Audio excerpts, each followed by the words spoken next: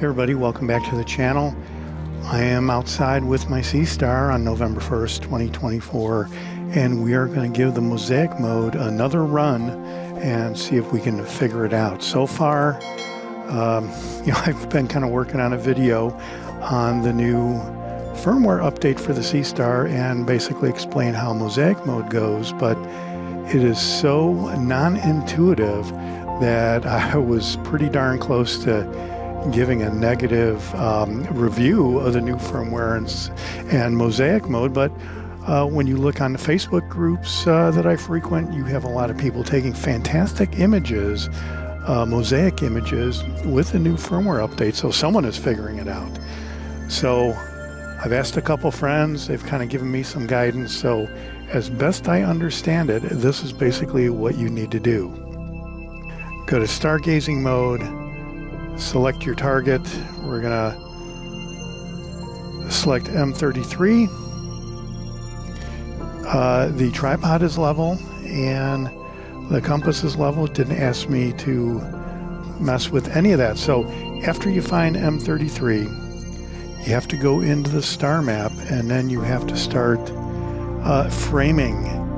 I'm not really sure that continuous shooting is a requirement. Go ahead and let me know down below what you think about that. But after you take your images, how are you supposed to process them? I don't think there's been any documentation that I have seen specifically from ZWO that explains step by step what you're supposed to do for Mosaic mode. I've seen a lot of people giving tips back and forth on Facebook page. Yeah, object is centered. That is awesome. Calibration is in progress. Doing the horizontal calibration. That is awesome. But yeah, it has been very frustrating. And like I said, if anybody out there has figured out Mosaic mode, go ahead and leave a comment down below, because comments help the YouTube channel. Thumbs up helps the YouTube channel. Thumbs down helps the YouTube channel. Any communication back and forth on the YouTube channel or any of the videos help the metrics. So go ahead and let me know what you think about that. But like I said, this has been very frustrating. I've been in the hobby for quite some time and normally don't have a problem. The Seestar was very intuitive. I joked a lot that the only thing you needed to know to work a Seestar was your credit card number. And now with the Mosaic mode, it seems that this is a little bit more complicated. It's a lot of steps it's going through here. It's like recentering the image. I think when it's doing this, tracking stops, by the way. I think that's a feature of the Seestar. The thing I like about the Seestar in its original format, original form without the mosaics, is you can take a 1 hour integration of, like the Whirlpool Galaxy, for example, hit the 3 dots up here in the upper right hand side of the screen, save that screenshot, and that JPEG screenshot gets saved to your phone. And that is really about as good as you're going to get rather than spending time to do some processing. All right, we're going to start enhancing image. And I think Triangulum, I checked this out on Stellarium, and I've set up all my sensors on Stellarium, so you can see that on Stellarium, the M33 is going to be way bigger than the sensor. So let's go over here on the star map and see what it says. And yeah, so I plan to do some framing here and basically try to get the entire galaxy here. So let's go to framing. I'm not sure if I have to stop that or not. I guess we will find out. Magnification is, you can go up to 2. I'll tell you what, let's try that. We're not going to try doing any of the rotations or anything. We are going to try that.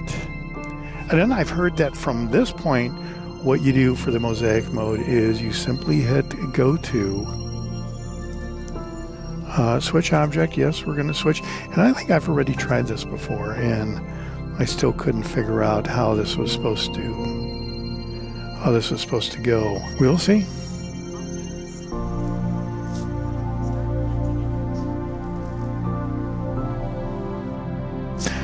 All right, so I guess it's just supposed to step around the square here and take the image, but I don't see that my red box is still there. So I'm not really sure what it's going to do here. And add this, oh, there's another square right around there. Maybe it's going to take that image and then go and frame this out, maybe.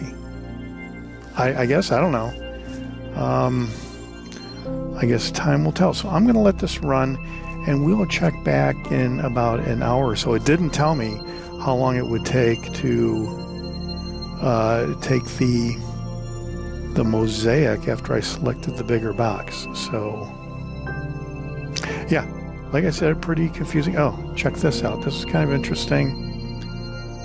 So we are just gonna let this go and see what builds up here on the screen, and maybe this is all there is to Mosaic and I was overcomplicating it. So we'll check back in a few minutes.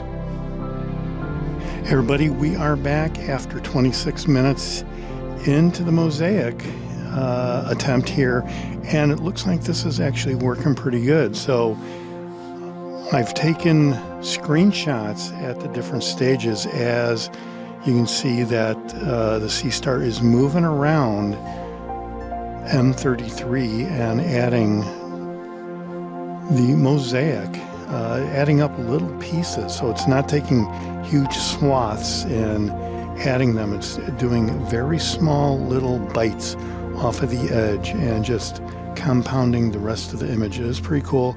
If you check out the star map here, you can kind of see where the Seestar has repositioned itself, and occasionally it will move around to the next step.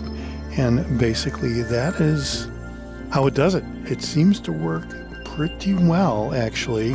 But once you kind of get used to the framing, and then the Goto after you set up your framing, I guess is really all there is to it. Still would have been nice to have some kind of instructions. Maybe there were instructions and I didn't know about it. And so there you go. That is it for my first look at the new firmware with the mosaic mode. And let me know what you think down below. Clear skies, everybody.